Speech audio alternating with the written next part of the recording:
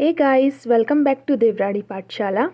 So today topic of discussion is the spindle assembly checkpoints and anaphase transition. Okay, और ये topic है M phase regulation का, ठीक है, और cell cycle and cell division का. ये टॉपिक इम्पॉर्टेंट होगा जो स्टूडेंट प्रिपेयर कर रहे हैं CSIR NET, GATE, ICMR, DBT JRF के लिए, साथ ही साथ MSc एंड BSc स्टूडेंट्स के लिए भी ये इम्पॉर्टेंट होगा. So let's proceed. The spindle assembly checkpoints and progression to anaphase. ठीक है, सो आज हम क्या पढ़ेंगे, स्पिंडल असेंबली चेक पॉइंट्स. अगर आप लोगों को याद होगा तो मैंने स्टार्टिंग की क्लासेस में आपको चेक पॉइंट्स के बारे में आइडिया बताया था, ठीक है, कि हमारे जो सेल साइकिल में होते हैं वो 4 चेक पॉइंट्स होते हैं. एक तो G1 में होता है, एक S में होता है, एक G2 फेज़ में होता है और एक M फेज़ में होता है. जो G1, S और G2 फेज़ में होते हैं वो DNA डैमेज चेक पॉइंट्स होते हैं, यानी अगर DNA डैमेज हुआ या रेप्लिकेशन नहीं हुआ तो वो उस टाइम पे एक्टिवेट होते हैं. जो ये स्पिंडल असेंबली चेक पॉइंट है जो ये एम फेज़ में होता है, ये क्या किसके लिए होता है, ये क्रोमोज़ोम के प्रॉपर अलाइनमेंट के लिए होता है कि क्रोमोज़ोम प्रॉपर अलाइन हुआ या नहीं हुआ मेटाफेज़ में, उसको चेक करने के लिए हमारा कौन सा चेक पॉइंट होता है, स्पिंडल असेंबली चेक पॉइंट्स. ठीक है, सो मैं आज इसके बारे में भी डिटेल में बताऊँगी और हम कैसे मेटाफेज़ से एनाफेज़ में प्रोग्रेशन करेंगे, ठीक है, वो भी मैं आपको बताऊँगी. ठीक है, The spindle assembly checkpoints monitor the alignment of chromosome on the metaphase spindle. Okay, so spindle assembly checkpoints क्या करती है जनरली, ये चेक पॉइंट का काम क्या है कि मॉनिटर करना कि क्रोमोसोम जो है मेटाफेज में प्रॉपरली अलाइन हुए हैं या नहीं हुए हैं. ठीक है, इसको चेक करने के लिए स्पिंडल असेंबली चेक पॉइंट होता है. ठीक है, क्योंकि अगर मेटाफेज में अगर क्रोमोसोम प्रॉपर अलाइन नहीं हुए या माइक्रोट्यूब्यूल्स उन पर प्रॉपर बाइंड ना हुए तो क्रोमोसोम क्या हो जाएंगे, फिर बराबर डिवाइड नहीं होंगे दोनों सेल्स में. ठीक है, तो उसको चेक करने के लिए यहाँ पे कौन सा चेक पॉइंट होता है, स्पिंडल असेंबली चेक पॉइंट. ठीक है,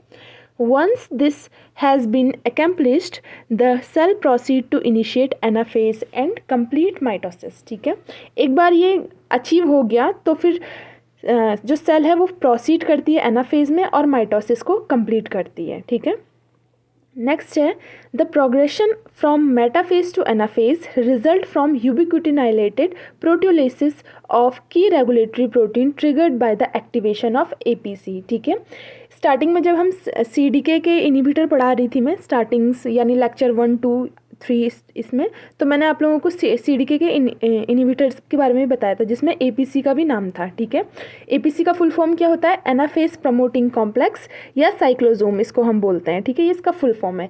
ये क्या है, एक यूबिक्विटिन लाइगेज प्रोटीन है. यानी यूबिक्विटिन लाइगेज का प्रोटीन का मतलब क्या हो गया कि ये किसी पे भी जो है प्रोटीन मतलब फॉस्फोराइलेट करेगा और उसका क्या कर देगा, डिग्रेडेशन कर देगा. ठीक है, उसका फिर क्या हो जाएगा, जिस पे भी ये फॉस्फोराइलेशन करेगा उसका प्रोटियोजोमल डिग्रेडेशन हो जाएगा. ठीक है, ये इसका क्या हो गया, मतलब हो गया. ठीक है, यूबिक्विटिन लाइगेज का मतलब. सो अब होता क्या है, जो मेटाफेज से एनाफेज ट्रांजिशन होता है वो किस प्रोटीन की वजह से होता है, इस APC की वजह से. इसको ध्यान रखना, इसका नाम ही क्या है, एनाफेज प्रमोटिंग कॉम्प्लेक्स. यही वो जो फैक्टर है जो हमारा क्या करता है, प्रोग्रेशन करता है. ठीक है, तो ये किसके थ्रू करता है, बाय यूबिक्विटिन लाइगेज के थ्रू. ठीक है, ये बात आप ध्यान रखना. The APC is inhibited by CDK2 cyclin E and A complex during S and G2 phase of the cell cycle. ठीक है, ये इंपॉर्टेंट है. जब हमारा S फेज़ होता है या G2 फेज़ होता है उस टाइम पे हमारा कौन सा CDK वर्क करता है, CDK2, और साइक्लिन E हमारा S फेज़ में वर्क करता है G1 टू S ट्रांजिशन में, और S फेज़ में हमारा CDK वर्क करता है. ठीक है, तो उस टाइम पे क्या होता है, ये क्या करके रखते हैं, APC को इनहिबिट करके रखते हैं S और G2 फेज़ में. ठीक है, at the beginning of the mitosis, activation of APC is initiated as a result of phosphorylation by CDK1 cyclin B. तो जैसे ही हमारा माइटोसिस फेज आता है उस टाइम पे क्या होता है, हमारा CDK1 एक्टिवेट हो जाता है. राइट, CDK1 एक्टिवेट होता है तो उसके बाद वो क्या करता है, वो फॉस्फोराइलेशन करता है. फॉस्फोराइलेशन किसका करता है, APC का फॉस्फोराइलेशन करके उसे एक्टिवेट कर देता है. ठीक है, नेक्स्ट है APC remains inhibited however until the cell passes the spindle assembly check point. लेकिन जब तक सेल ने क्या नहीं करा, स्पिंडल असेंबली चेक पॉइंट को क्रॉस नहीं किया, तब तक हमारा एपीसी इनहिबिटेड रहता है, यानी कि मेटाफेज तक हमारा एपीसी इनहिबिट रहेगा, चाहे कुछ भी हो जाए। ठीक है, एपीसी को इनहिबिट करके ही रखेंगे मेटाफेज तक।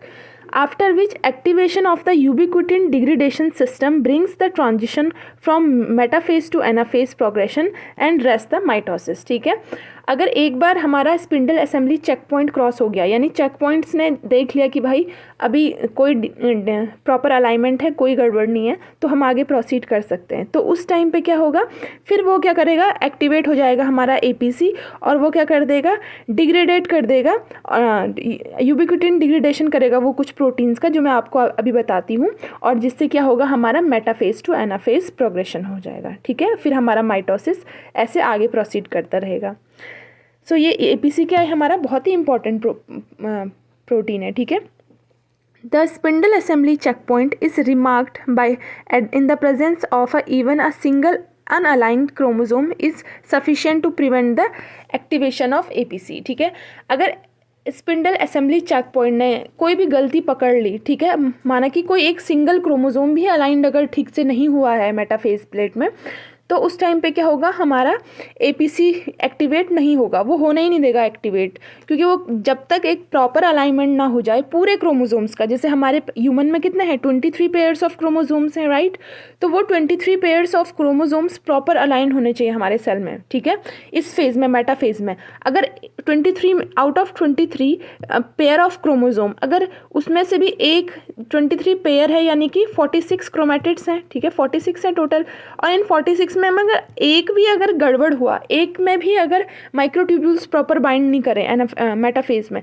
तो उस टाइम पे क्या हो जाएगा, एपीसी का एक्टिवेशन नहीं होगा। ठीक है, और एपीसी अगर एक्टिवेट नहीं होगा तो हमारा मेटाफेज टू एनाफेज ट्रांजिशन बिल्कुल भी नहीं होगा, फिर सेल वहीं पर रुक जाएगी जब तक कि वो इसे फिक्स ना कर ले। ठीक है, अगर ये फिक्स होता है तो ठीक है, अगर नहीं होता है, अगर ये फिक्स नहीं होगा, तो सेल हमारी क्या नहीं करेगी, आगे प्रोसीड नहीं करेगी। ठीक है, या तो वो क्या कर लेगी, फिर अपना एपोप्टोसिस करवा लेगी। ठीक है, डेथ पाथवे में चले जाएगी।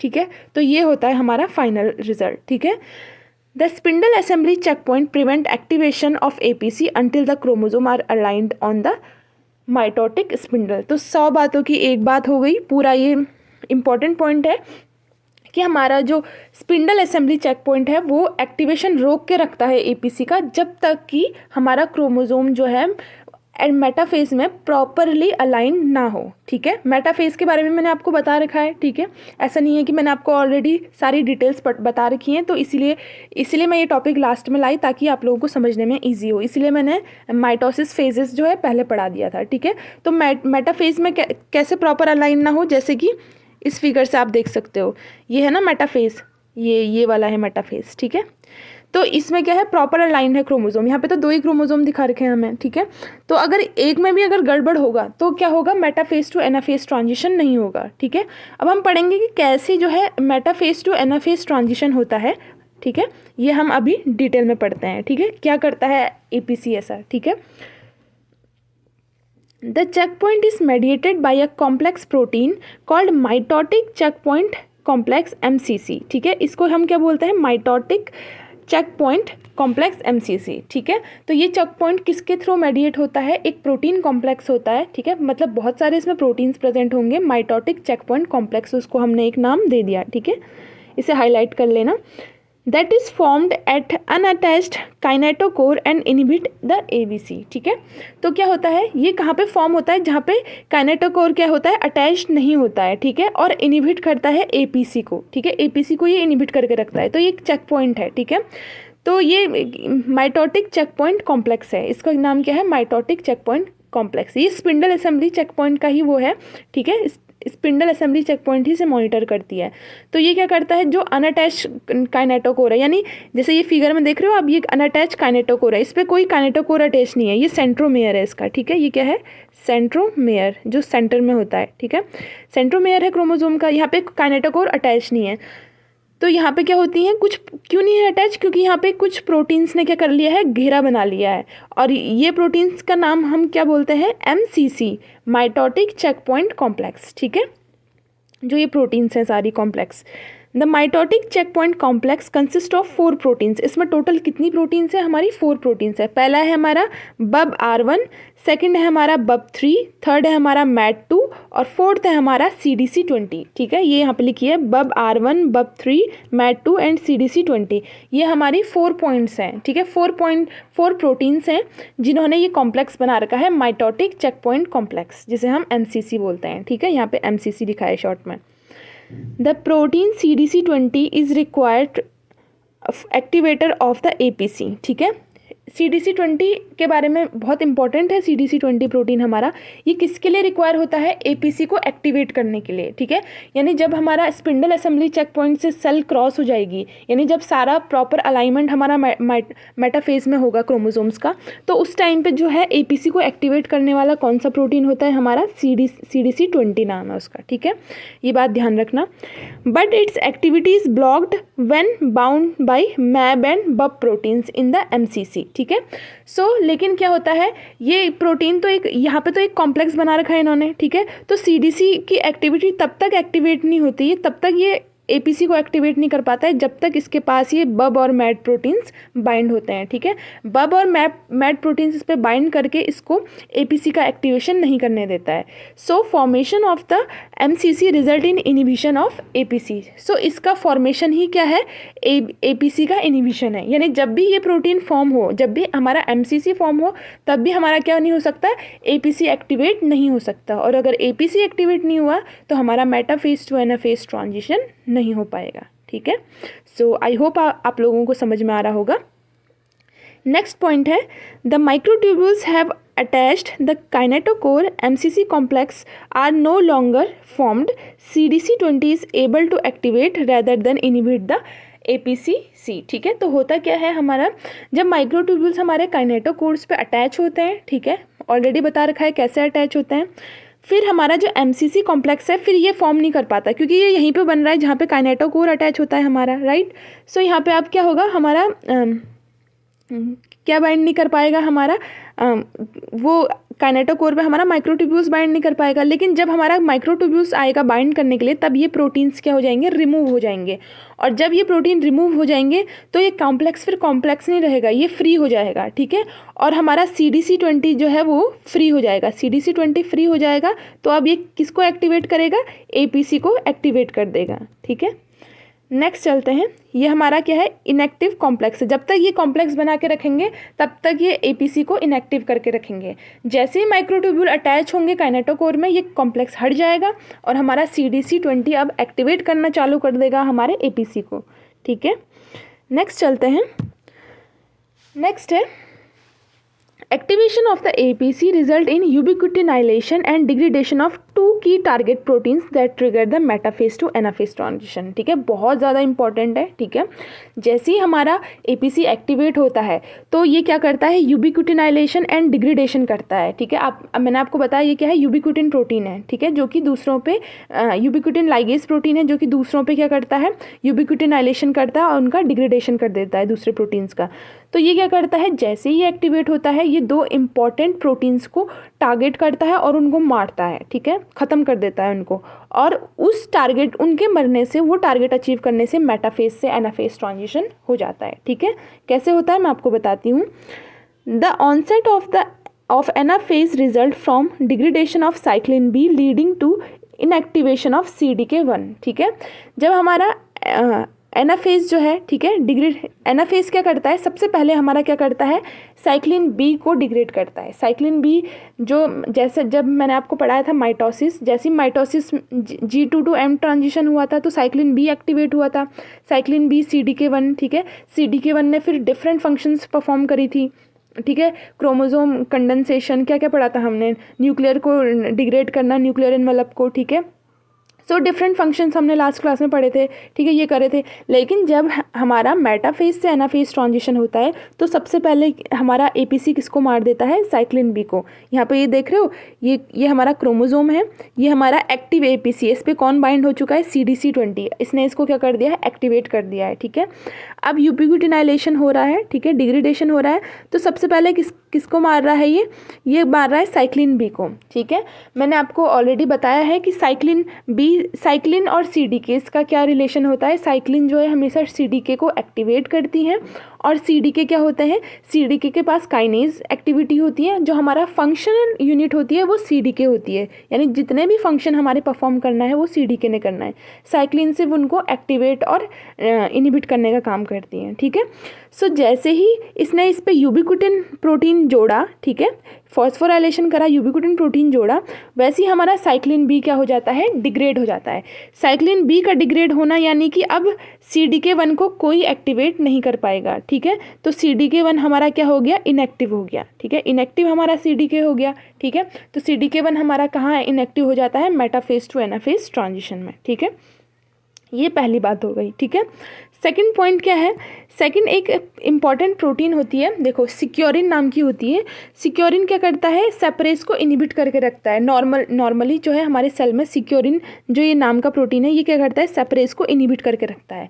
सेपरेज का फंक्शन क्या है? सेपरेज का फंक्शन है कि ये कोहेजिन का डिग्रेडेशन करता है और क्रोमोजोम को अलग अलग सेपरेट कर देता है, ठीक है। लेकिन ये APC क्या करता है? जब ये देखता है सिक्योरिन ने सेपरेज को इनहिबिट करा है, ये सिक्योरिन का डिग्रेडेशन करा देता है, ठीक है। सिक्योरिन का हमारा डिग्रेडेशन हो जाता है और हमारा सेपरेज क्या हो जाता है? एक्टिवेट हो जाता है।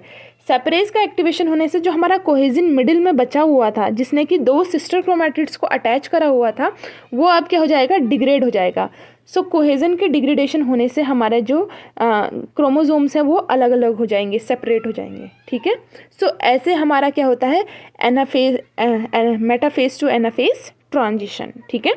एक बार फिर से समझा देती हूँ मैं, अगर आप लोगों को समझ में नहीं आया तो। क्या हुआ? हमारा जो CDC जो पहले तो हमारा क्या था? कॉम्प्लेक्स था, हमारा स्पिंडल चेक पॉइंट्स था, ठीक है। स्पिंडल असेंबली चेक पॉइंट ने कैसे काम किया? इसने एक MCC माइटोटिक चेक पॉइंट्स का यूज़ किया। माइटोटिक चेक पॉइंट्स क्या थी? 4 प्रोटीन्स का कॉम्प्लेक्स थी, ठीक है। जिन्होंने जो क्या करती थी, जो जिन क्रोमोजोम्स पे क्या नहीं है, काइनेटोकोर्स अटैच नहीं है, उन पे बाइंड हो जाती थी, ठीक है। और उसमें क्या होता था? APC को इनहिबिट करके रखती थी, ठीक है।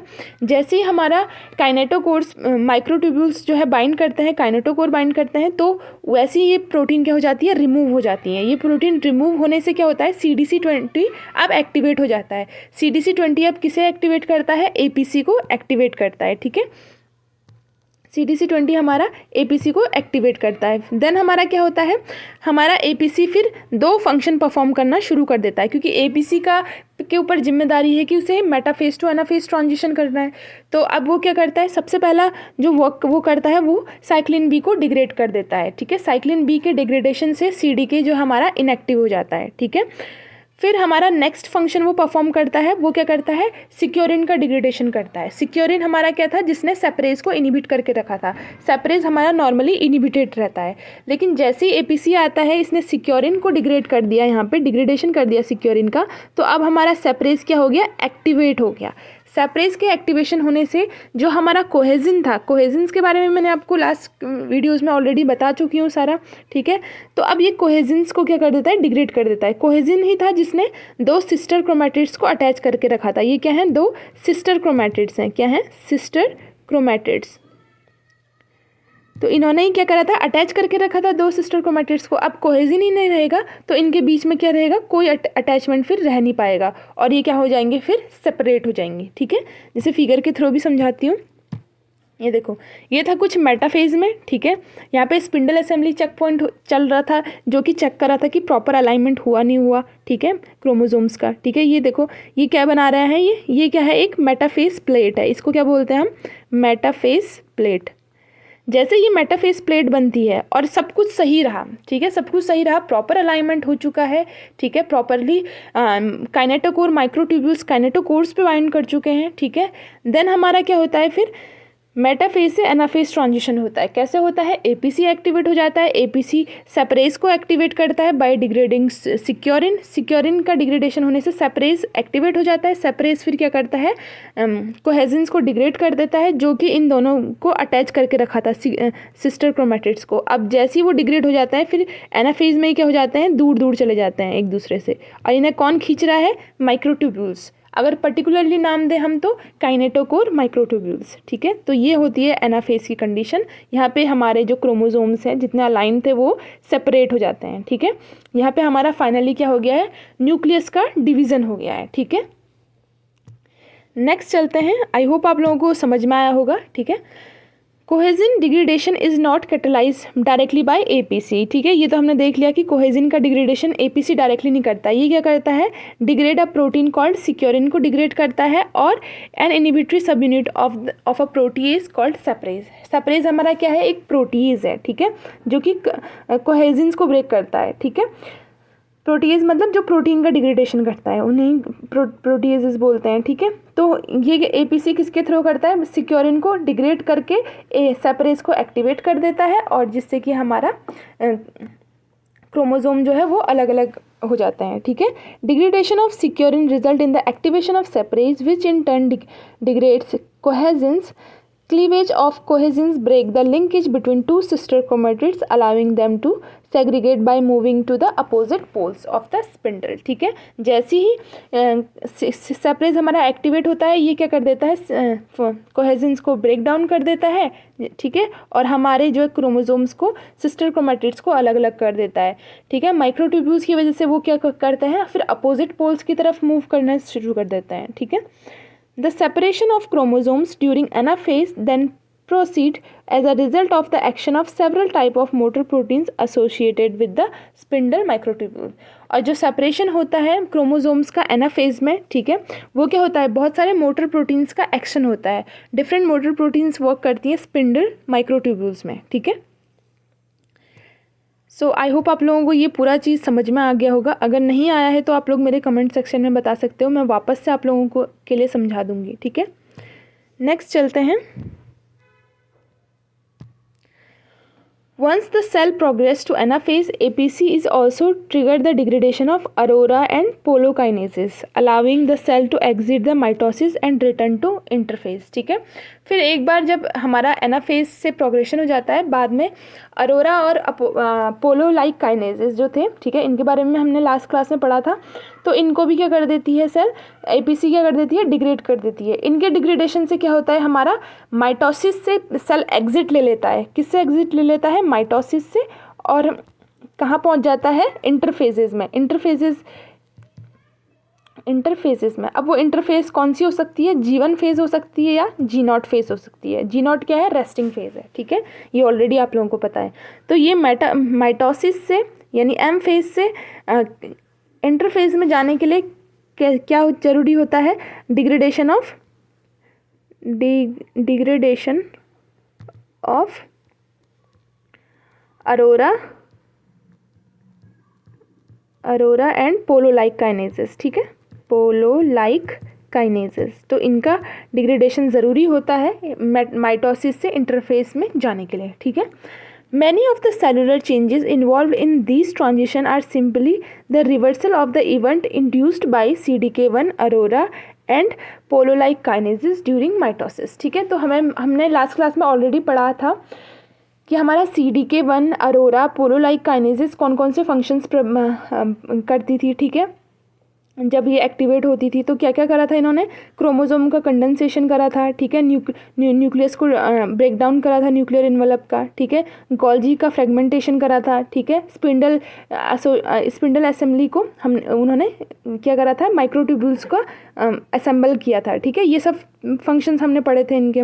लेकिन अब क्या होगा, जब ये डिग्रेड हो चुके हैं, पहले तो मेटाफेज टू एनाफेज ट्रांजिशन में CDK1 हमारा इनएक्टिव हो चुका है, फिर हमारा अरोरा और पोलो लाइक काइनेजेस हमारा माइटोसिस से एग्जिट लेते टाइम इंटरफेज में जा चुके हैं। अब क्या होगा, जैसे इंटरफेज आएगा तो अब जो काम इन्होंने करा था वो रिवर्स होने लग जाएगा। जैसे हमारा न्यूक्लियर इन्वेलप वापस दिखने लग जाएगा जो उन्होंने फ्रेगमेंट किया था, ठीक है, और हमारा जो क्रोमोसोम जो कंडेंस हुए थे वो क्या करेंगे, वापस से अपने शेप में आएंगे, प्रॉपर शेप में, और जो हमारे गोल्जी जो फ्रेगमेंट हुए थे वो वापस से क्या हो जाएंगे, नॉर्मल हो जाएंगे, ठीक है। तो ये सब का जो भी इन्होंने फंक्शन परफॉर्म करा था उसका रिवर्सल हो जाएगा, ठीक है। नेक्स्ट है, for example reassembly of the nuclear envelope, chromatin condensation and the return of microtubules to an interphase state directly the loss of activity of mitosis kinases, ठीक है। ये सब हमने पढ़ा था ऑलरेडी, मैं आपको बता चुकी हूँ। Dephosphorylation of the protein had been phosphorylated at the beginning of mitosis. तो माइटोसिस के बिगनिंग में इन लोगों ने क्या किया था, बहुत सारे प्रोटीन्स को फॉस्फोराइलेट किया था, CDK1, अरोरा, पोलोलाइक काइनेजेस, जो मैं ऑलरेडी आपको लोगों को लास्ट क्लास में डिस्कस कर चुकी हूँ। ठीक है, तो आप लोग ऑलरेडी जानते हैं उन्होंने किस किस को फॉस्फोराइलेट करा था, किस किस का ब्रेकडाउन करा था। और अब जो भी काम इन्होंने करा है, जब वापस से हम माइटोसिस से इंटरफेजेस में ट्रांजिशन करेंगे तो वो सारा वर्क क्या हो जाएगा, रिवर्स हो जाएगा। ठीक है, फिर हर चीज़ क्या आ जाएगी, अपनी नॉर्मल स्टेज पे आ जाएगी। Inactivation of CDK1 also trigger cytokinesis. ठीक है, CDK1 के इनएक्टिवेशन से हमारा क्या होता है, साइटोकाइनेसिस ट्रिगर हो जाती है। साइटोकाइनेसिस क्या होता है, डिवीजन ऑफ सेल। ठीक है, कैसे होती है हम आगे पढ़ते हैं। साइटोकाइनेसिस में क्या होता है, देखो सेल हमें मालूम है, साइटोकाइनेसिस में भी मैंने आपको एम फेजेस में पढ़ा चुकी हूँ ऑलरेडी। ठीक है, तो साइटोकाइनेसिस को ट्रिगर कौन करता है, जब हमारा CDK1 इनएक्टिवेट होता है। ठीक है, CDK1 को कौन इनएक्टिवेट करता है, हमारा APC इनएक्टिवेट करता है। ठीक है, APC ने जैसे ही किसको डिग्रेड किया, डिग्रेड साइक्लिन को डिग्रेड करा, तो हमारा CDK क्या हो गया, इनएक्टिव हो गया, क्योंकि साइक्लिन के बिना CDK कुछ नहीं है। ठीक है, तो APC ने जैसे ये किया वैसे ही ट्रिगर हो गया साइटोकाइनेसिस। ठीक है, साइटोकाइनेसिस फिर ट्रिगर हो जाती है। Aurora and polo like kinases remain active in anaphase. Anaphase में ये अरोरा और पोलोलाइक काइनेजेस एक्टिव रहते हैं। कब ये डिग्रेड होते हैं, जब हम मेटाफेज से एनाफेज ट्रांजिशन करते जब हम माइटोसिस फेज से यानी M फेज से हम कहाँ ट्रांजिशन करते हैं, इंटरफेजेस में, उस टाइम पे हमारे क्या होते हैं, अरोरा एंड पोलोलाइक काइनेजेस का डिग्रेडेशन कर दिया जाता है। ठीक है, for the transition from M phase two interphase. ठीक है, तो एनाफेज में तो ये एक्टिव रहती हैं और इम्पॉर्टेंट रोल प्ले करती है coordinating nuclear and cytoplasmic division of the cell.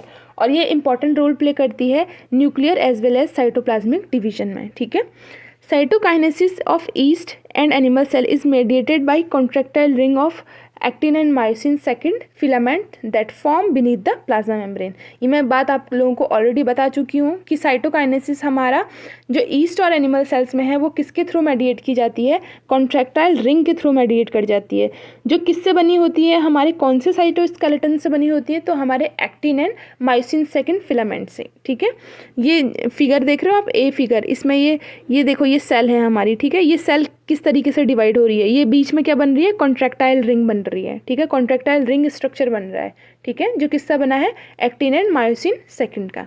ठीक है, और ये क्या है, माइक्रोस्कोपिक व्यू है। ठीक है, ये स्कैनिंग इलेक्ट्रॉन माइक्रोस्कोप से देखा गया है सेल को कि इस तरीके से कुछ दिखता है जब ये कॉन्ट्रैक्टाइल रिंग का फॉर्मेशन होता है माइक्रोस्कोप के अंदर। ठीक है, सो फिगर में क्या दिखा रखा है, साइटोकाइनेसिस ऑफ एनिमल सेल। ठीक है, प्लांट सेल में थोड़ा डिफरेंट तरीके से साइटोकाइनेसिस होती है। ठीक है, एनिमल सेल में क्या होता है, cytokinesis result from the contractile ring contraction of a ring of actin and myosin filament which pinches the cell into to.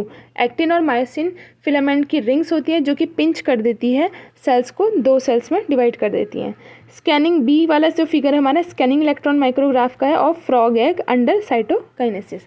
तो फ्रॉग एग में जब साइटोकाइनेसिस हो रहा था उस टाइम का ये इमेज है स्कैनिंग इलेक्ट्रॉन माइक्रोस्कोप का। ठीक है, सो आई होप आप लोगों को समझ में आया होगा।